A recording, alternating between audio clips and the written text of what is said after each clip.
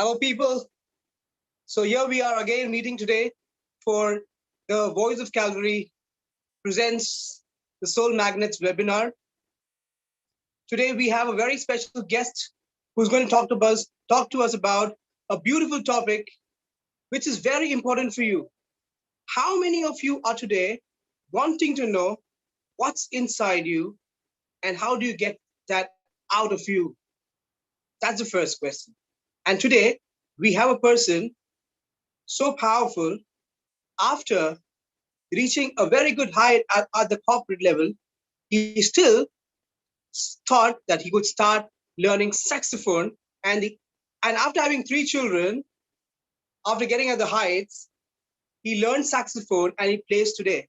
That's what you heard him. So we've got today Mr. John K. John, the Vice President of Reliance Industries with us today. He's married to Shija and have 3 children, Jonathan, Rachel, who are working, and also Susan, who is a first-year student. So we have today Mr. John K. John, who is going to talk to us about bringing the best out of you and out of others. So take your books, take your pen, make points, put in your questions if you've got queries. Let's start it. Are you guys ready? Let's start it. So we've got Uncle John also. He is one of the pillar of designing and executing the meeting that you're attending today. So we, the Voice of Calvary, and everyone is so grateful for the gentleman that he's done so mighty work in our ministry and reaching out to people as well. So Uncle, all to you. Thank you so much, Sheldon, and good evening, everybody. It'll be nice to see some faces. Most of your cameras are closed. Can I request you to put on your cameras so I get to see some faces? I'm not used to speaking to cameras. When I, do my training sessions in Reliance, I meet with people face to face. But now, of course, with the digital stuff coming on, it's so difficult to get people to switch on their cameras. Now I know it's difficult for all of you, but if you're comfortable, I want you to put on your cameras. And there'll be times that I will stop and ask you to do something or get you to, answer a few questions. So please do participate, because participation is key. I will first of all want to thank God for this opportunity, and I'm so grateful to this young group, dynamic group of youngsters who have been doing such a good job of doing these soul webinars or soul magnet webinars for the last 8 to 9 months. And we thank God for all the sessions that have happened. Today I thought I will do a session that may be of use to each of you. I was blessed when somebody introduced this to me in 2015, when I got to know that there's something called understanding your talents and your strengths. I jumped at it because I was looking for something of this kind. I will introduce that in a little bit from now. I want you to probably take down notes as much as possible. So if you have something to write on, or if you have your tab or computer, make sure that you keep scribbling and writing them. That's going to be of use to all of you. Thankfully, this is being recorded, so if you miss something out today, you can always revisit that by watching the video again. Let me just share my screen, and then we'll begin. What I want to do right now is to help you understand the whole concept of the importance of understanding who you are. And so let me just make sure that all of you are able to see my screen. Can you confirm that you can see my screen here? Yes. All right, wonderful. So bringing the best out of you and others, using strengths to your advantage. Now, my name, of course, all of you know, my name is John K. John. You will never forget me for life. You will never have to ask this question, what's this guy's second name, right? It's as simple as that. I can boldly say that there's nobody else on this call who has the first and the second name the same. So you'll never forget me for life. Now, below my name are my top 5 talents, right? Let me read that out for you. Number 1 is positivity. Number 2 is ideation. Number 3 is connectedness. Number 4 is empathy. And number 5 is futuristic. Just to tell you, what does it mean? Let me just take one out of this. Like, let's take the first one, which is positivity. So by and large, I am somebody who's positive, and I bring positive energy wherever I go. All right. And so when I come into a room or come into a particular place, or I come into a session like this, I generally bring my positivity with me. And I love to rub positivity on to other people as well. So that's the first one. Second one is ideation, which is I am an ideas man. I get fed up with routine. I get fed up with doing the same thing over and over again. I'd like to do new things. And so I'm always looking for what else can I do over and above what I did yesterday. And so these are important for you to understand. What is your talent? What is God's talent that He's given you? You got to understand that early in your life because of something that I'm going to share with you. But let me just start with my favorite, the fact that all of us are unique. All of us are unique. We are unique beings. And I love and I get so excited when I talk about this whole concept of uniqueness, because can you imagine in a 7 billion population in this world, or now touching 8 billion, there's only one person like you and one person like me. Now, if you don't get excited about that, I don't know what else will get you excited. You know, my favorite motivational speaker is a gentleman called by the name Zig Ziglar. I don't know whether you've heard of him. And Zig Ziglar was one of America's greatest motivational speaker. He didn't have a great start, but he finished extremely well.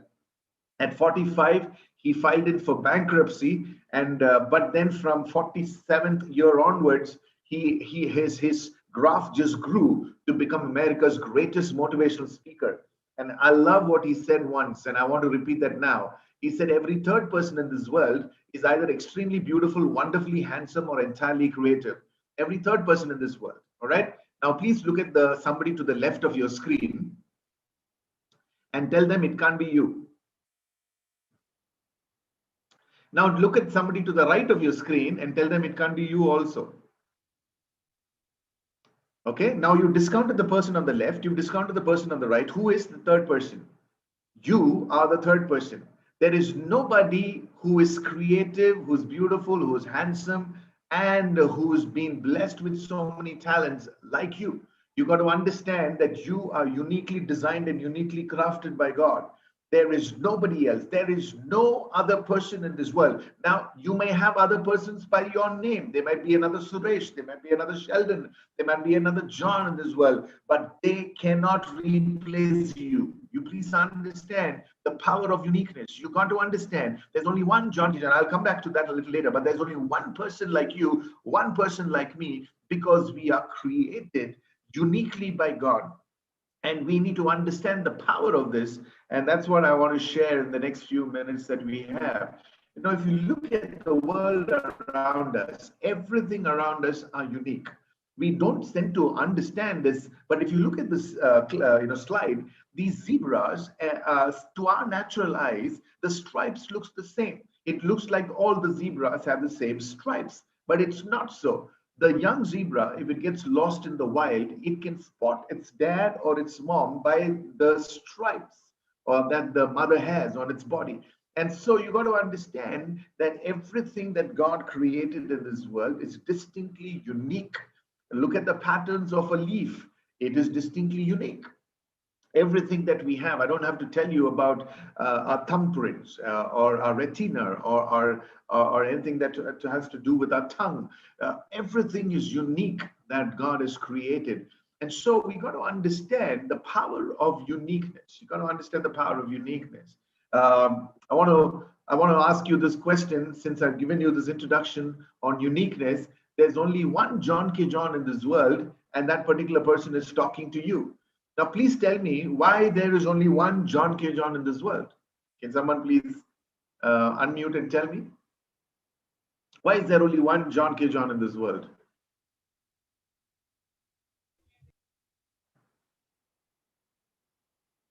Anybody can unmute and tell me. Your fingerprints are different. Okay. You're unique. My fingerprints are different. Okay, good. All right. I know it's a difficult question, but let me give you the answer. There's only one John K. John in this world because God never repeats mistakes. There's one guy, and that guy is more than sufficient. All right? No, I'm just kidding. That's just a joke. So please take it as a joke. But the fact is, there could be other people who has the same name. I always thought I had a unique name, and there's nobody in this world who's called John K. John. But to my surprise, there are plenty of people that I know myself who have the same name, John K. John. It's not unique to myself. But you see, they cannot replace me. I cannot replace them. There is something that God has given me. There's something that God has given you that only you can do, and you got to figure what that out. And the more you find that out early in your life, the greater success that you would have. There are many people who still struggle to find out what is that unique thing about me. What is it that God has wired me on my talents, on my strengths, on my gifts? And many people find that out late in life. By then, they've lost most of their life. And so you got to find this out early. Now, one of the important things about leadership is this particular slide, and it's important for us to understand that leadership is very important. John Maxwell, I don't know whether you've heard of Dr. John Maxwell. I don't know why all great people have the same name. Anyway, that's just, I wanted to just put that in passing. I was thinking of the Maxwell part, not the John part. Now, Dr. John Maxwell basically wrote a book after 20 years of research, and he called it the 21 Irrefutable Laws of Leadership. And he talks about leadership in just one word. One word. Okay. What is that one word? How do you define leadership? Leadership is influence, right? Every time you influence somebody to do something, you are leading. You don't need to have a title. You don't need to have a position. You don't need a role. You just can influence people. And when you influence people, you are leading. For example, some of you are the eldest of your siblings. And so you lead because you're the older one. There are some people who are younger to you, sometimes who also lead because they have the ability to influence. So leadership is influence. But unfortunately, many times in the corporate world, our focus is not about leading ourselves right, but we want to lead somebody else. Every leadership training that I've seen focuses on how we need to lead somebody else well, the leading other people well. Well, it's important to lead other people, but I have found out that you cannot be a great leader if you don't start with yourself. And many times we don't get that kind of orientation where we need to focus on ourselves. So we got to understand that the starting point of leadership should always be ourselves. You and I have to look at us inward before we look outward. And so leading yourself, meaning to say, I need to be a good son, I need to be a good daughter, I need to be a good brother, I need to be a good sister, I need to be a good husband, I need to be a good wife, I need to be a good dad, I need to be a good mom, I need to be a good employee, I need to be a good team member before I can become a leader or a manager. When you start looking at yourself like that, you will start becoming better rather than trying to lead somebody. And most people want to lead somebody without wanting to lead themselves right. So that's the first thing about leadership. And so the question I have for you is, how are you defined? If somebody were to come and ask you this question, tell me something about yourself and what are your strengths and what are your talents? Many of us will cook up an answer at that point of time. Many of us will probably scratch our heads and probably say one or two things. But the next time somebody asks you a similar question, it need not be the same answer. It'll be something else. And most of us, God has given us the gift of the gab. And so we actually say what we want to say at that point of time without even thinking much about that particular question. But let me tell you, every interview that you go, every interview that you face, one of the first questions that the interviewer would ask you is, please tell me something about yourself and tell me about your strengths and weaknesses. It's very important for them to understand what you bring to the table. And that's why they ask you this question, what are your strengths and what are your weaknesses? And so when you know that this is what God has given me and this is what God has blessed me with, for you to face that interview will not be a problem. will not be a problem. The problem is I can't define my strength. I don't know how to put it down in words. I know I'm strong in something, but I haven't been able to put it down in words. And this is why it's important for you to understand what is your talent and how you can make your talent your strength. That's basically something that I'll share with you a little later. Now, I want to share with you a story that I heard one of my favorite preachers speak, and then I'll move into something that I just shared. Um, this is a girl who was just 4 years old, and she gets picked up in. She's actually growing up in Colombia, and you know that Colombia is known for drugs and cartels and the wrong things of life. And so she's playing with her friends and her brothers and sisters in her house, in her garden. She's just 4 years old, and she gets picked up by a kidnapper. A kidnapper picks her up, kidnaps her, gets her unconscious, and the next thing that she knows when she wakes up and coming back to semi consciousness is that she's been dropped to die in the deepest jungles in Colombia. She's picked up from her house. The next thing she knows is she is in a place that she absolutely is petrified and terrified. She does not know where she is. And as she opens her eyes and she's coming to some kind of consciousness, she looks around and she knows she's in a strange place, and she starts to cry. And she begins to cry and cry and cry. And she's calling for a dad. She's calling for a mom. She's calling for a brother and sister. There's pin drop silence in the place. There's nothing that she can hear. And she knows this could be the end of her. This could be the last thing for her in her life. And she cries and cries. And a little later, she looks up and she can see the sun setting down on the forest. And now she's even more petrified because it's going to be pitch dark and she does not know whether it's going to be a snake, a lion, a python, what's going to come her way. She, in the sheer fright and exhaustion, she goes to sleep, not even believing that she's going to see another day coming by in her life.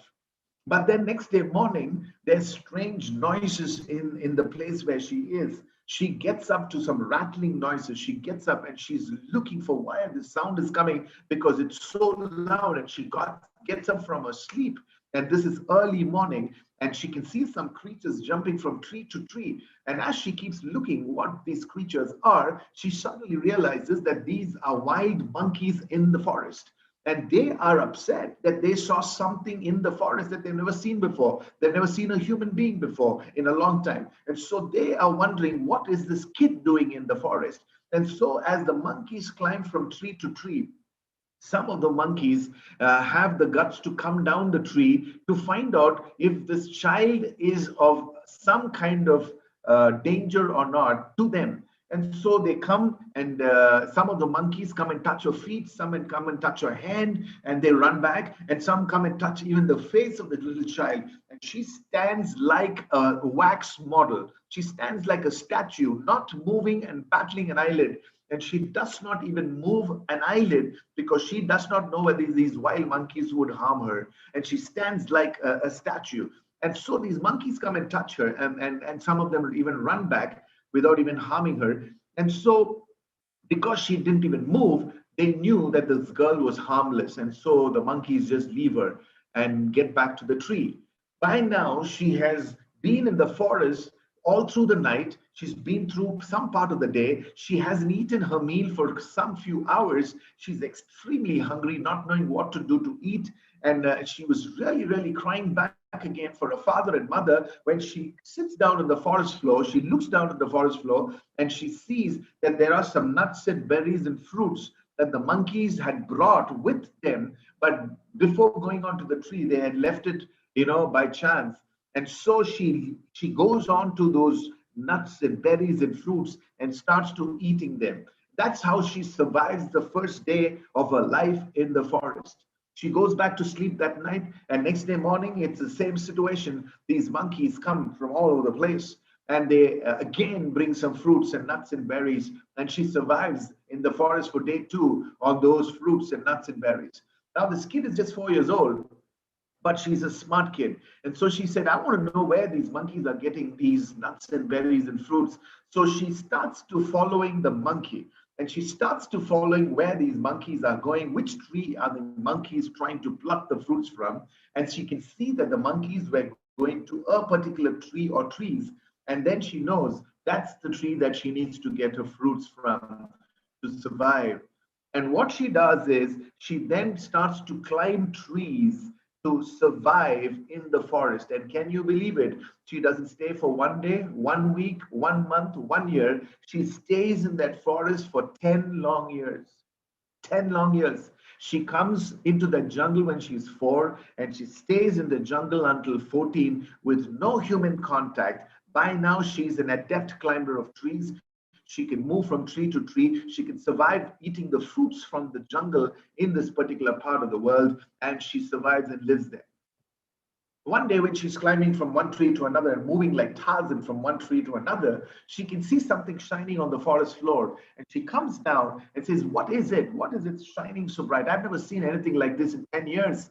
And she comes down and she sees that there's something on the forest floor. So she picks it up and looks at it and tries to bite it, thinking it's something edible. And she knows it's not something that she can eat. And then she is basically saying, "Okay, this is something, I don't know what it is." And she throws it back. When she throws it back this time, the sun's rays hit it one more time. And when she sees the forest floor, she could see it brighten up so much and says, "I want to know what it is." And she picks it up a second time. And the second time, when she picks it up and turns it and brings it to her face, she is actually stunned because in 10 long years, she has not seen herself in the mirror. And she looks herself in the mirror after 10 long years.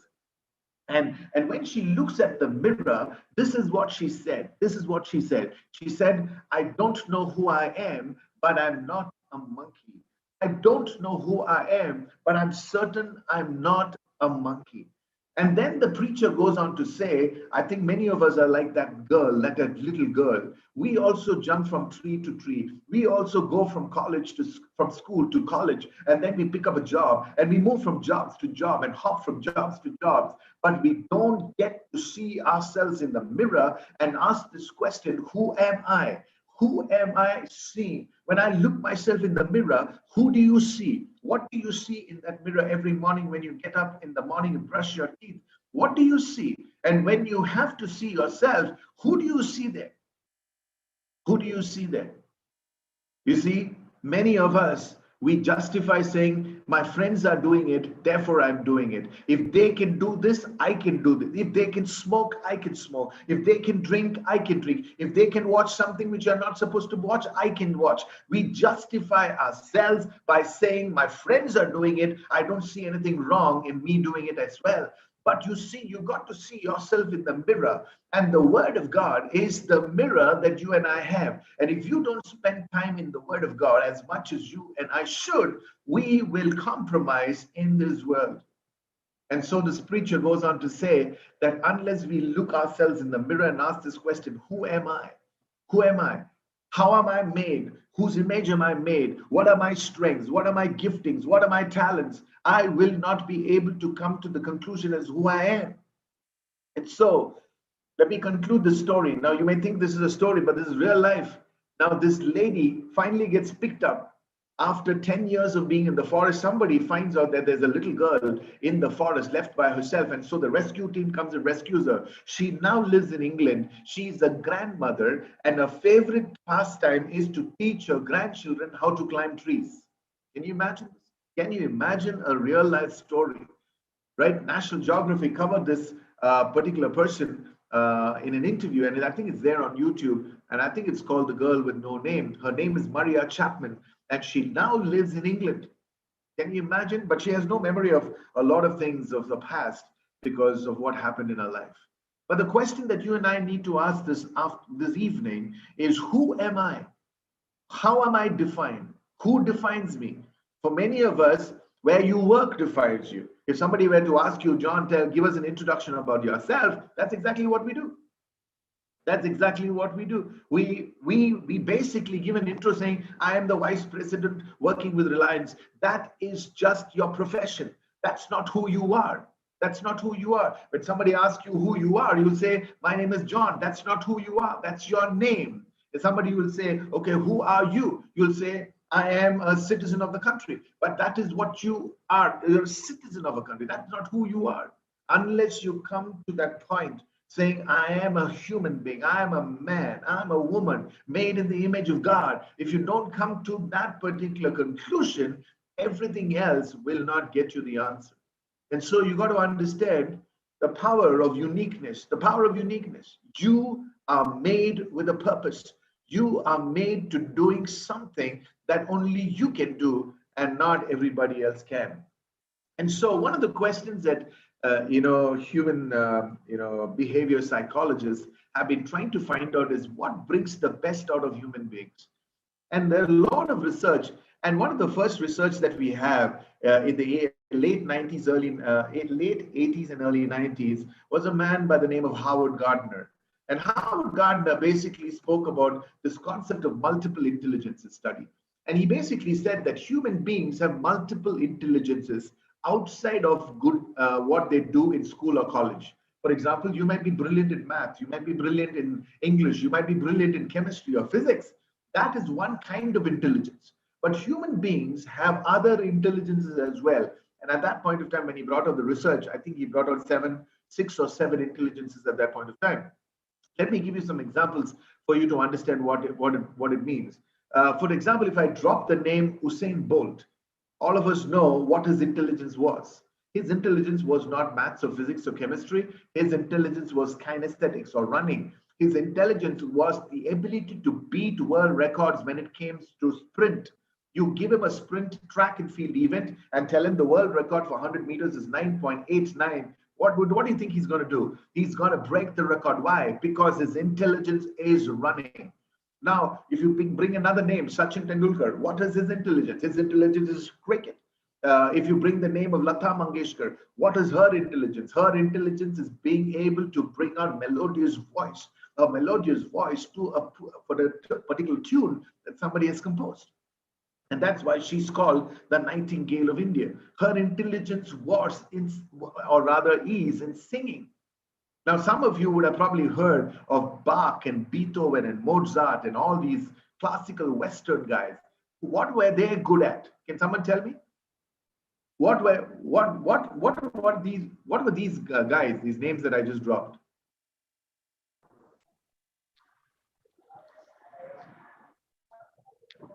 Hello? Anybody want to tell me the answer to that? Yeah, go ahead. Okay, Bach, Beethoven, Mozart, George Frederick Handel. Have you heard of these guys? What are they? They're actually composers of Western classical music, right? Can somebody, mute that person whose mic is on? Yeah, thank you. And so these are classical Western composers, right? Now, what are they doing now? What are those people doing now? I'm sorry for this, PJ, but I'm still going to tell you that they're actually decomposing. All right, some of you will get it over dinner, don't worry. You'll certainly get it over dinner. When you have that biryani and the chicken piece gets into your mouth, you will get it and say, John, I got it. I got it. I didn't get it during the webinar, but I got it, John. I got it. Now, when they were alive, they were composing. Now they're decomposing because they're all dead, right? But the fact is, their intelligence was composition of music. Can you imagine George Frederick Handel composed the Hallelujah chorus in 21 days flat? Can you imagine that kind of intelligence, right? What kind of intelligence is that? That was the intelligence God had given George Frederick Handel. So you got to understand and ask this question, what is my intelligence? I might be good at math. Am I good at something else? Am I good at music? Am I good at being a chef? Am I good in kinesthetic? Am I good at sport? Can I pick up something quickly? You got to find it out. That's the first thing. Number two, there was a wave that happened in Europe, and it was actually caught by a gentleman by the name of Daniel Goleman, and he brought it to the US, and the rest is history. Sorry about that. He brought the concept of emotional intelligence and basically said that the higher you climb the ladder of success, lesser is your dependence on intelligence quotient, but you got to be good at emotional quotient, meaning to say you need to know how to work with other people. Let me tell you, ladies and gentlemen, if you're picking up a job, or if you're in a job right now, what is very important is not how much you know about the subject matter, but how good you are with people. If you are bad with people, you will not stay too long in a company. If you're not able to manage people, you will not be a good leader or manager. One of the biggest challenges that we have is we have a lot of people who know about the subject, but they don't know how to lead people. They don't know how to get people getting along together and working in a team. And for that, you've got to have the understanding of your own emotions and the emotions of other people. Now, the third thing is what we're going to spend some time today. And Marcus Buckingham introduced something called Strengths Finder to the world in the early 2000s. And basically, it talks about how you and I have certain talents, and those talents, when they're invested in and skilled over a period of time, will become strengths. It's very important to understand what your talents are, because you will succeed in the natural talents that you have. Now, I did talk about a Sachin or a Virat. Why do you think Virat is doing so well? Because he's naturally gifted in picking up the game of cricket. He knows what it is. He lives and breathes cricket. He sleeps cricket. He talks cricket. He eats cricket. Everything about his life is cricket. Nothing else distracts him. And that's what he knows what his strength is.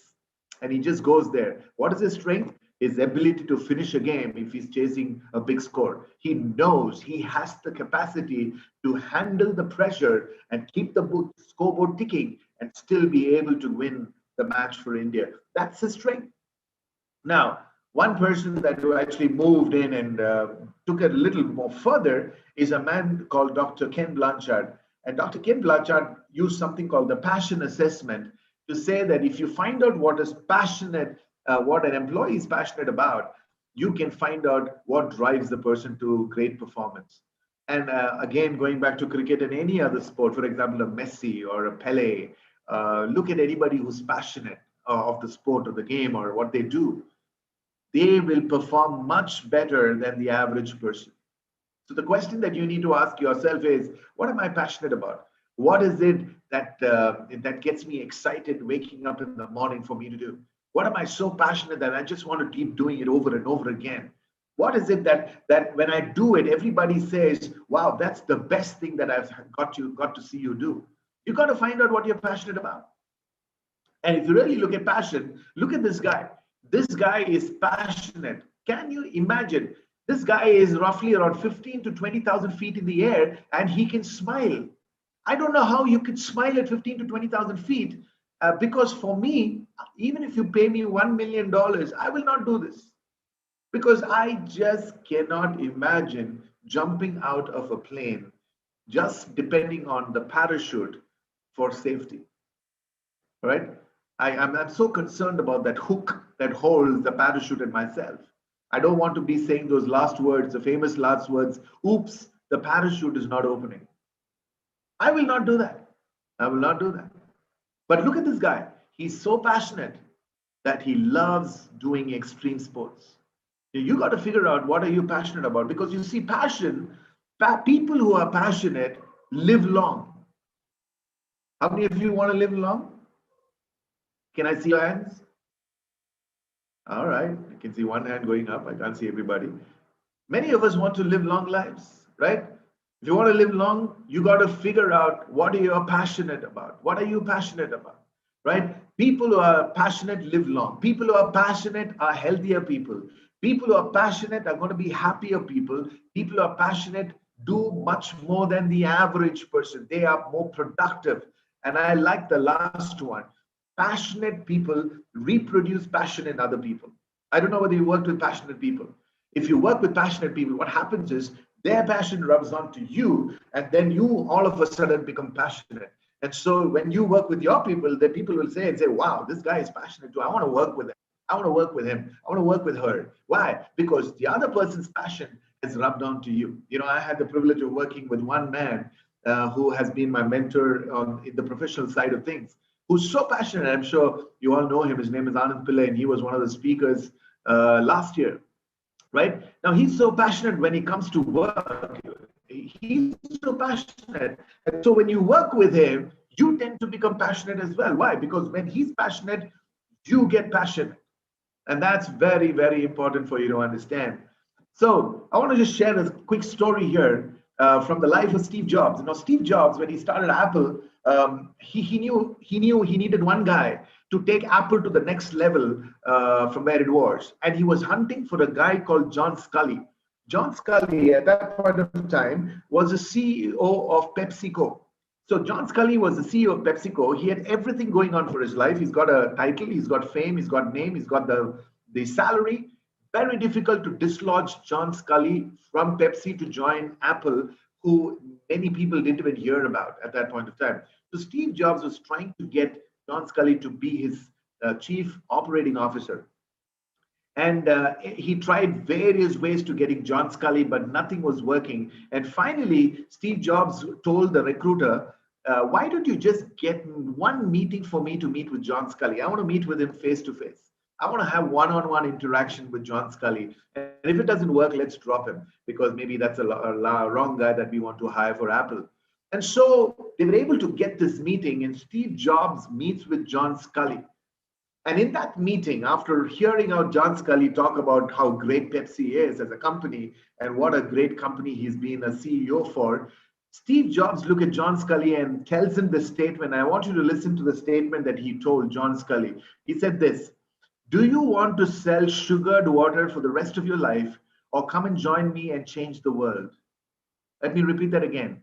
Do you want to sell sugared water for the rest of your life, or come and join me and change the world? That one statement by Steve Jobs was enough to dislodge John Scully, because after that it's history. John Scully leaves PepsiCo, comes and joins Apple, and then the rest is history, because that's when Apple started taking off.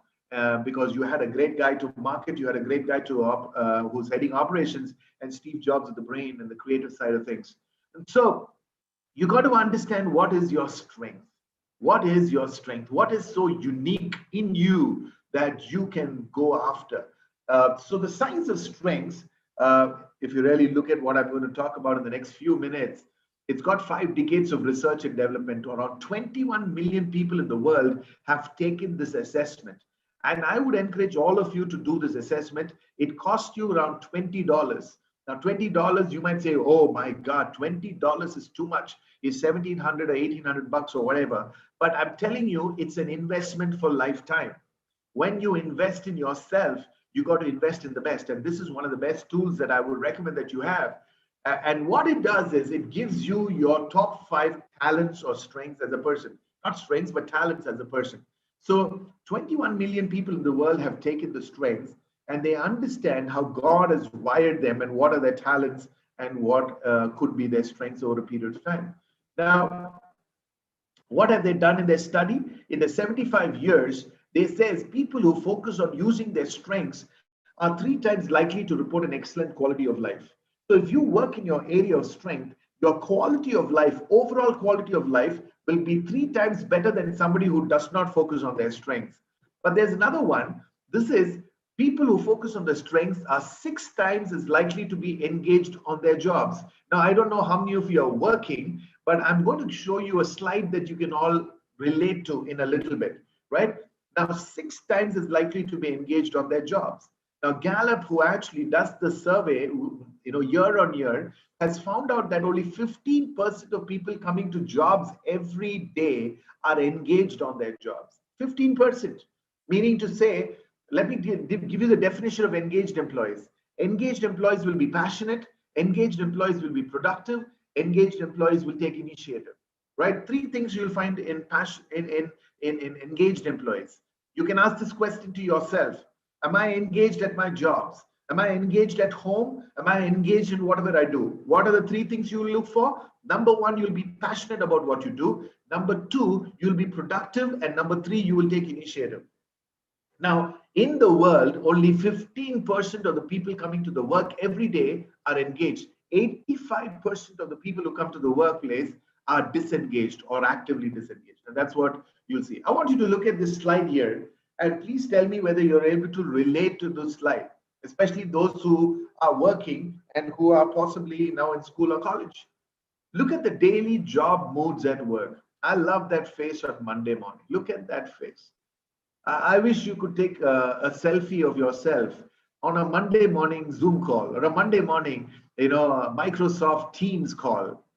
Check out your faces on a Monday morning call. Look at the Tuesday. Look at the face of Tuesday. The guy is lost. By Wednesday, you are not sure what the hell is happening. You are almost in tears. By Thursday, you're giving up. By Friday, you're saying, "Oh my God, when is the weekend coming?" But look at Saturday. My God, look at that face of Saturday. And look at Sunday. My God, that's my favorite face, Sunday. But what happened Sunday night? What happened on Sunday night? In fact, the Sunday night is now moving to Sunday afternoon for many of us. Let me share with you what happens. After that lovely biryani that your mom cooks or your wife cooks, and you just love that biryani on Sunday afternoon, you then want to take a siesta. You want to take a short nap, and you hit the bed. And as you hit the bed around 2:30, in 45 minutes, around 3:15, 3:20, you get to see a vision of somebody's face. You recognize that face, you know who that face is, but that face is not somebody that you want to see on a Sunday afternoon. It could be your boss, it could be your boss's boss, it could be somebody at work who is going to ask you this very important question: when is the report going to be ready? And when that question is asked, you wake up even from a Sunday afternoon siesta because it rattles the daylights out of you. And now you need to wake up on a Monday morning with a smiling face. How is it possible? It's not going to happen. It's not going to happen. Some of you believe that if somebody gives me 100,000 increase on my salary, I'll be happy in the new company that I'm going to join. Let me tell you, no, you will not be happy. You will be happy temporarily because the Monday will hit you there as well. So what is the way to get out of this? The only way to get out of this particular issue is to find out what is my strength and working in my area of passion. If you find out what are you strong in, if you know what you're good at, you will love your job. And if you are passionate about what you're doing, nobody need to tell you to get to work on a Monday because you will go there anyway. Are you with me? It's very important to find out what is your talent, what is your strength, and what are you passionate about. All right, find that out early in your life. And this is what I share: the three kinds of employees: engaged, not engaged, and actively disengaged. All right, so let me just move on.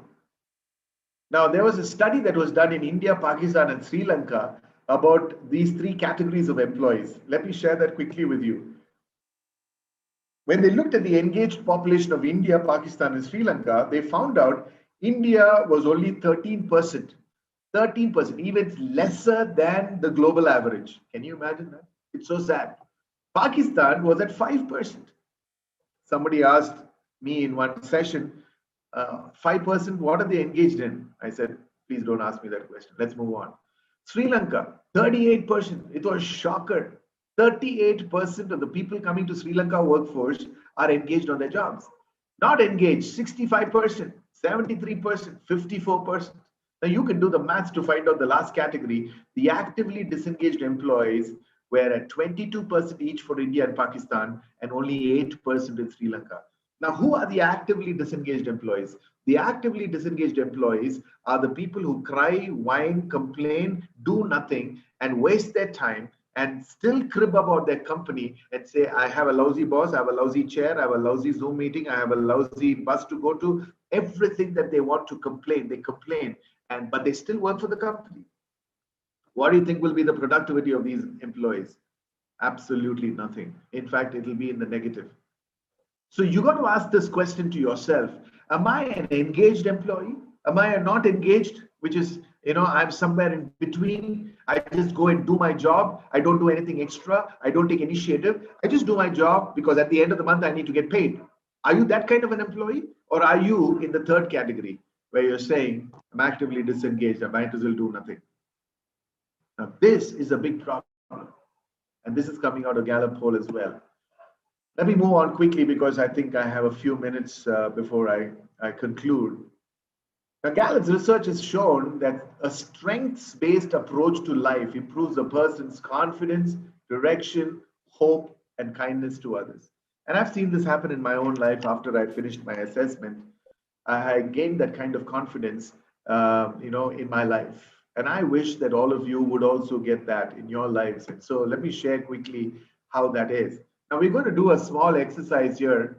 I don't know how I'm going to do this. It's a little tricky with Zoom, but let me just try. Okay, I'm going to ask you to raise your hands on something that's going to come up on the next slide. If you agree to it 100% of the time, I want you to raise your hands. All right? Otherwise, don't raise your hands. You get it? If you agree to it 100% of the time, raise your hands. Otherwise, don't raise your hands. Can I have all of you, at least for now, putting on your camera so I know who's raising up a hand? I mean, you don't need to put your cameras. If you raise your hand, I'll probably figure out. All right. Are you ready? Let me move on to the next slide. Okay. If you always, 100% of the time, talk to people in elevators, airplanes, grocery stores, and wherever you go, please raise your hand. That is, I don't mind wherever I am. I will just talk to anybody and everybody. If that is you, please raise your hands. Let me see if anybody is doing it at all. Okay. Not clap a hand, but raise a hand. Is anybody raising a hand? Okay, I didn't see anybody. All right, so that's number one. Number two, you have a color-coded or otherwise organized closet. That is, if I come to your house and I ask you to open up your closet, your clothes will be in order. Now, some of you are saying, please don't even come to my house and please don't ask me for the clothes, right? You're like me, or rather, I'm like you. All right, good. Let's go to the third one. You write down a list of things to do and stick to it. Now, this second part is more important than the first. A lot of people write down, but they don't stick to it. All right. Are you somebody who writes down stuff? Okay, I can see one hand raised, is it? Two hands raised. Okay, 3, 4. Oh, good. There are some of you who say you write down and stick to things. All right, good. How many of you 100% of the time make a list of things to do on weekends? During the week, you plan and you make a list what you need to do on weekends. Anybody here? Okay, there seems to be a hand raised. Pakuta seems to have raised a hand. Okay, good. Let's move on. How many of you need to pick someone to race while driving? When you're riding, when you're driving, okay, sorry about that. When you're in Bombay, riding and driving, somebody beats you on the road, you want to race the guy. Anybody? Pakuta's hand still up, or was it for the earlier one? Lower. All right. So I have a problem with this. If somebody races me, either, I mean, I haven't ridden a bike in a long time. If somebody races me in a car, I want to tell the person I can drive too. All right. Okay. So that's that. How many of you ask too many questions?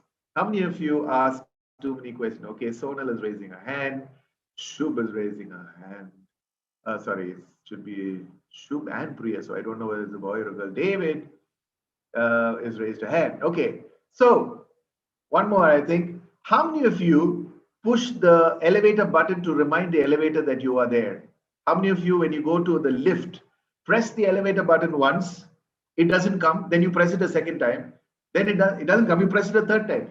If you press it 3 times, will it come any day faster? No, not really. No, it doesn't. Now, all of this that we just saw is got to do something with your behavior, and that's what we're going to see. All right. Now, let me introduce you to this whole concept of talent and strength.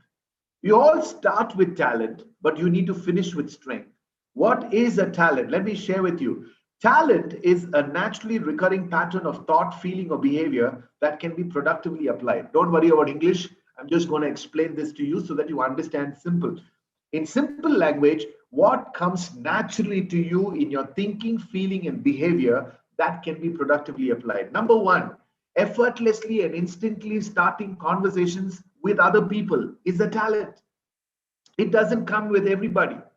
Most of us are shy. We will not talk to somebody unless the other person comes and talks to us. If I put you into a room of strangers, many of us will start to perspire and we will be scared to death.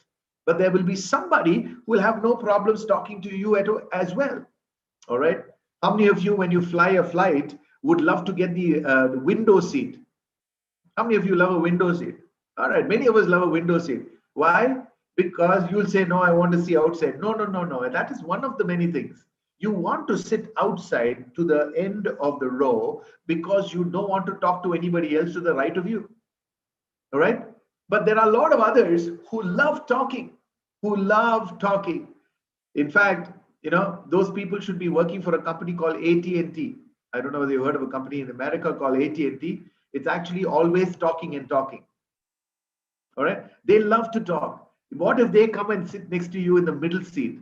What are they going to do? They're going to look at you after some time. You are looking at the clouds, you're looking at the blue sky. There's nothing else to look because everything else remains the same after that. And so this guy in the middle starts to start a conversation with you. What are you praying? You're praying, Lord, please don't let him start a conversation. What's the guy in the middle seat praying? Lord, help me start a conversation. Now, this can happen even in a home where the husband doesn't talk much, but the wife does. Or the wife doesn't talk much and the husband does. What happens at that point of time? Right? Or at the office situation, the boss talks much, you don't, or you talk much and the boss doesn't. It can happen anywhere. All right? Thinking in an orderly and timely manner is a talent. Is a talent.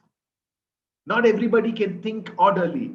Not everybody can think in a timely manner. I still remember doing a session in the office and this guy said, John, I iron my clothes every Saturday, or rather every Sunday. My wife, washes the clothes, and then Sunday, my job is to iron them. I said, okay, that's great. What he told me after that, I fainted.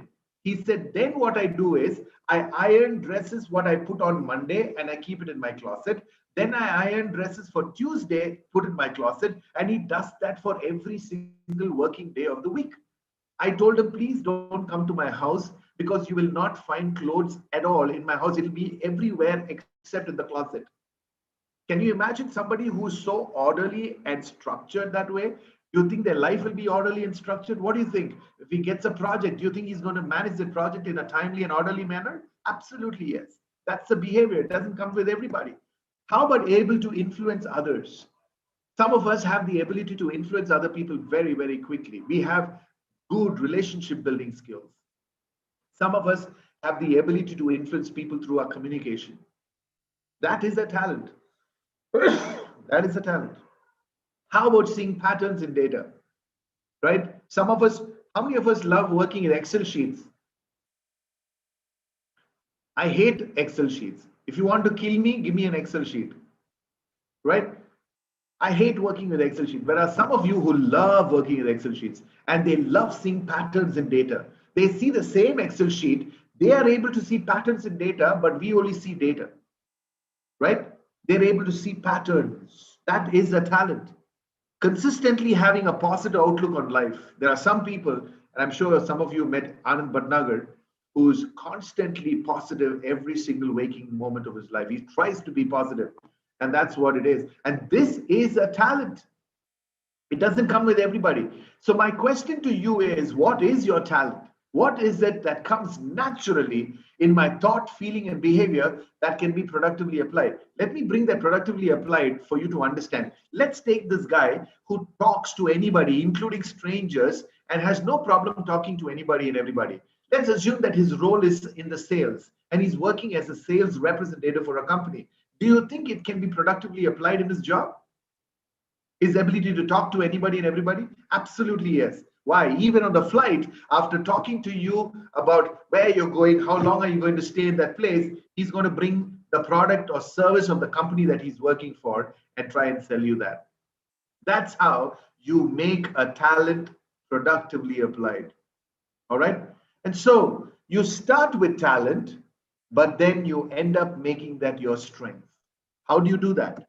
Well, strength is, I'm going to give you an equation in the next slide, but what is strength? Strength is the ability to consistently provide near perfect performance in a specific task 100% of the time. Let me bring Virat Kohli. Why is Virat Kohli called the king of chasing? Why?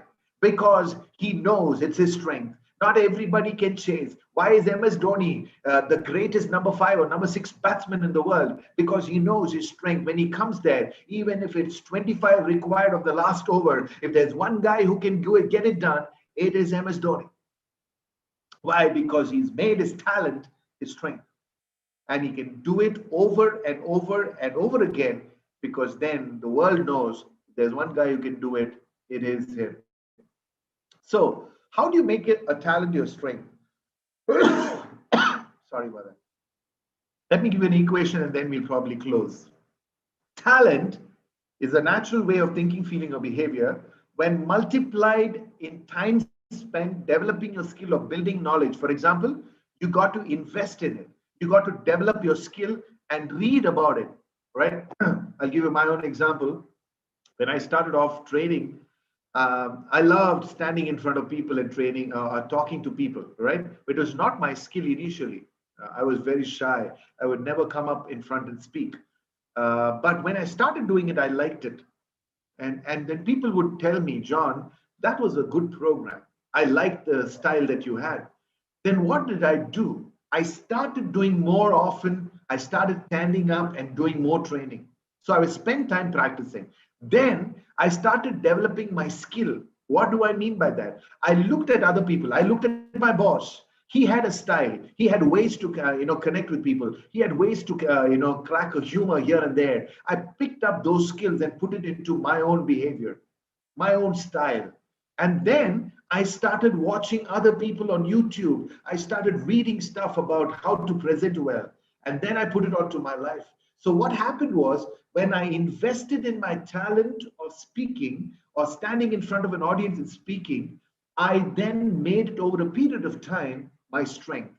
Today, if I stand up and speak and people come and tell me, hey, that was a good presentation, I don't get as excited as before, but I still know that it's God's ability that has helped me use my talent over a period of time, investing in it to be made my strength. You got to find out what is your talent. You got to find out what is your talent. And then skill it over a period of time for it to be your strength.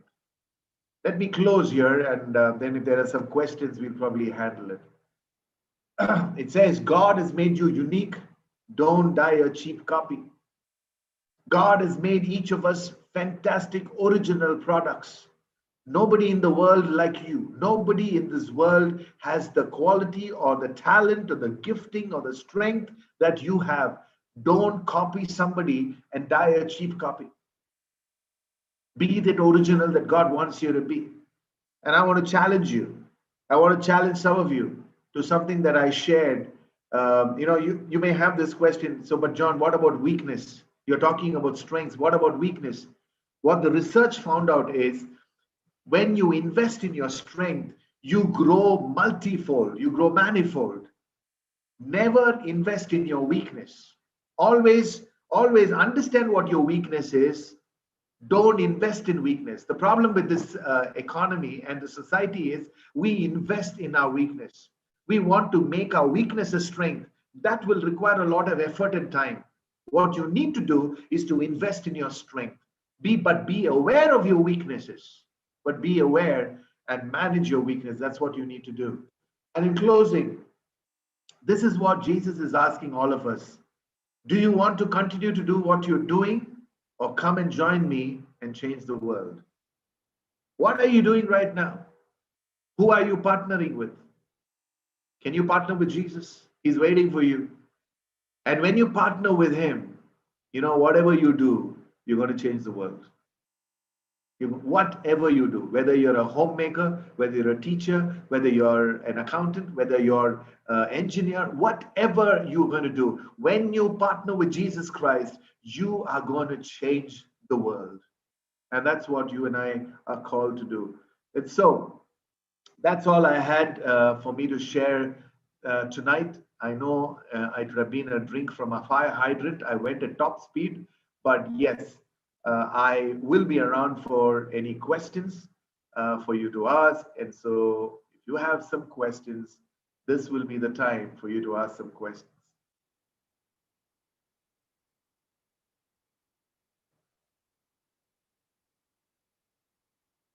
Sheldon, over to you.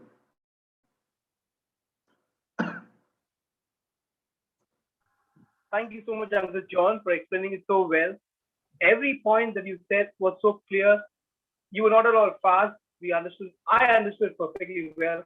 I'm sure others would have definitely understood it the way you explained.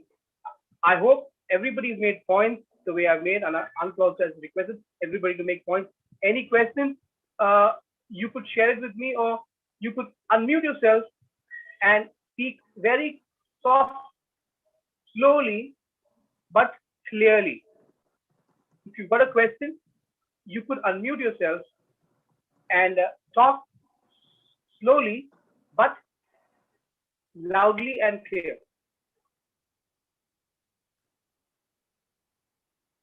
By the way, I do not think any questions would come up because you did examples, illustrations, uh, perfectly, a perfect message from a perfect man for today's day. Absolutely. So we got a question that's sent to me. I'll just read that to you. So I have on the chat given you the book that you can either buy or go to Gallup's website and type in Strengths Finder 2.0. That's where you can go and do those top 5 assessment, which costs $20.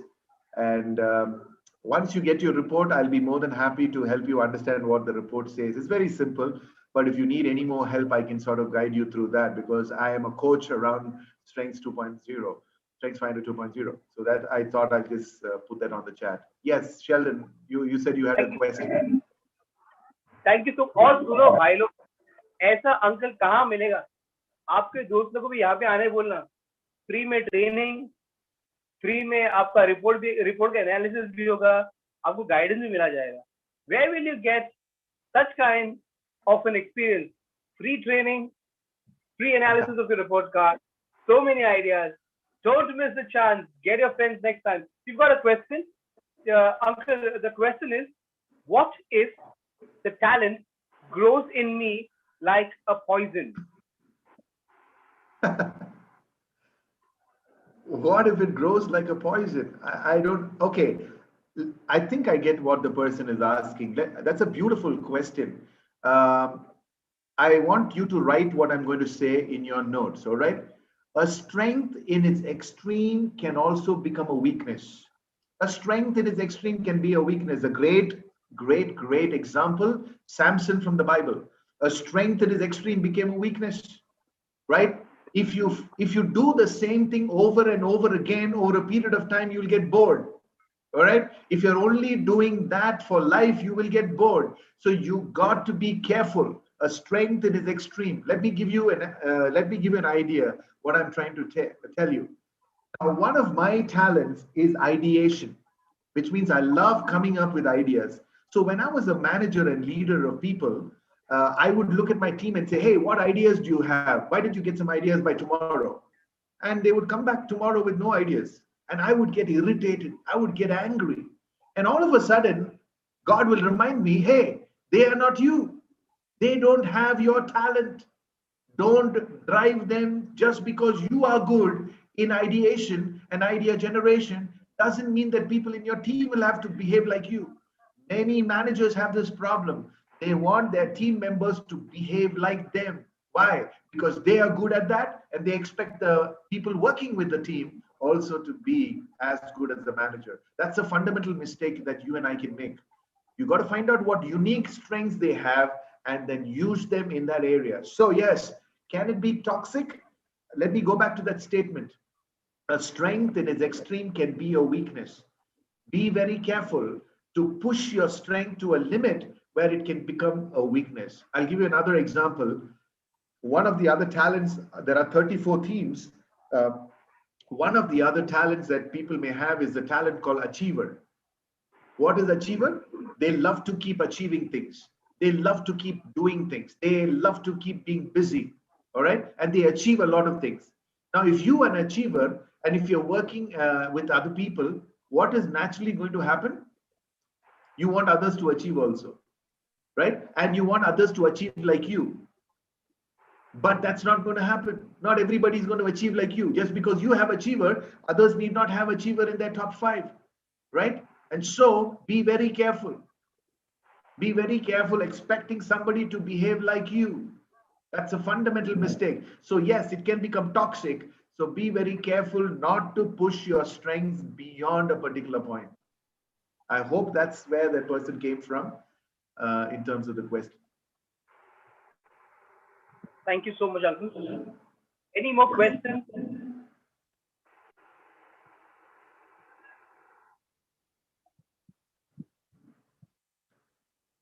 We've got 2-3 more minutes.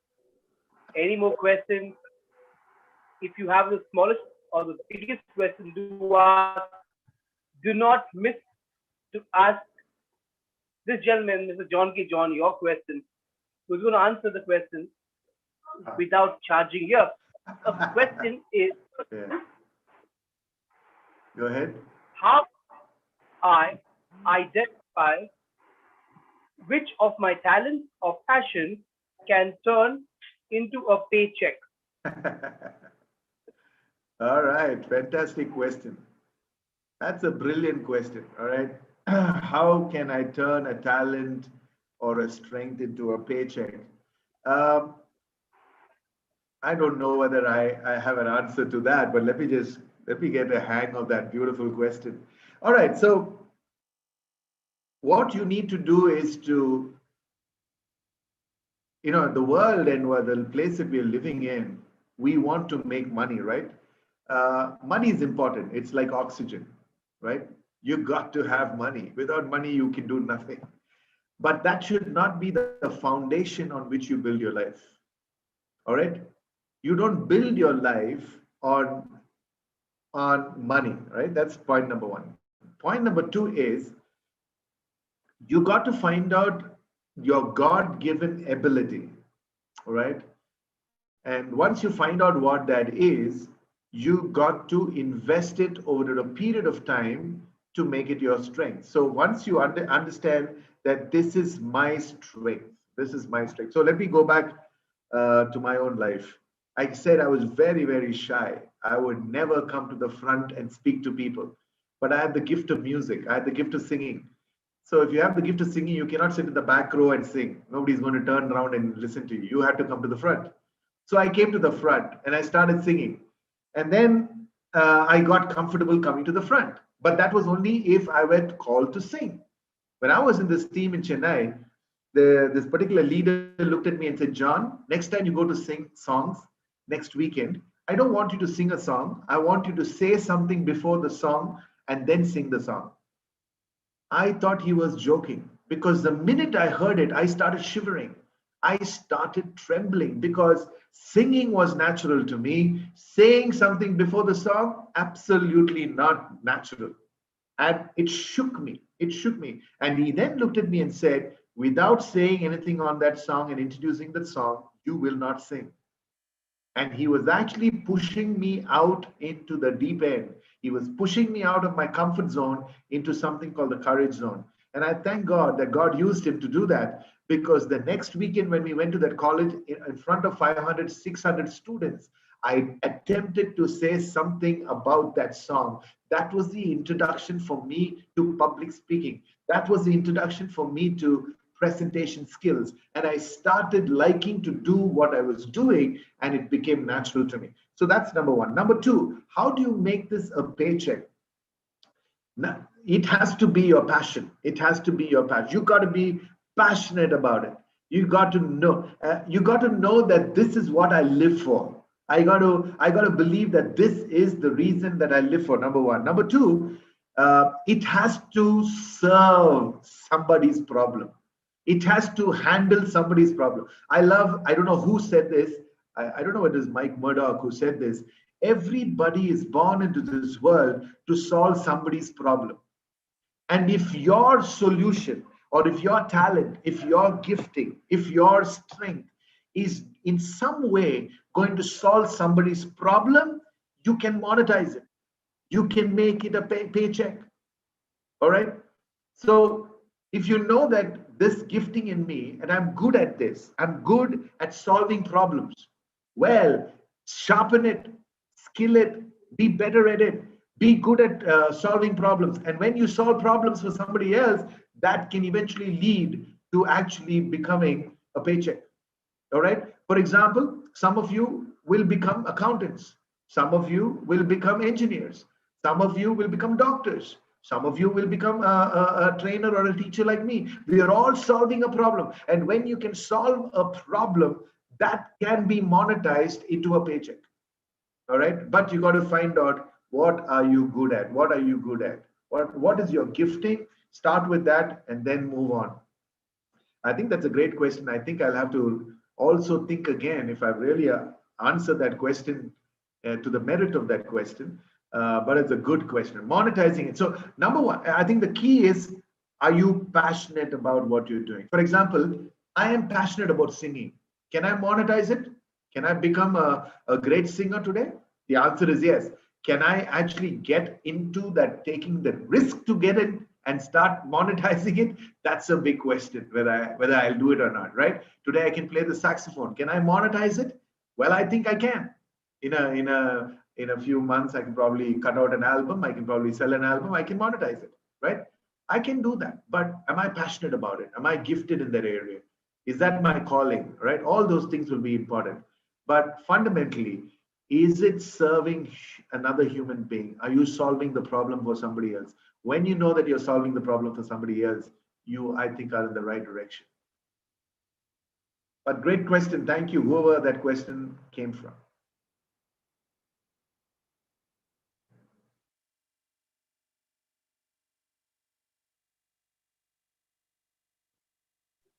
Thank you so much, Uncle. Great way to explain a tough, tricky question. Any more questions? We'll get beautiful answers like this. Do not feel shy. Do not keep your questions within yourselves. We still have about a minute or two to go. Any questions further, please let me know.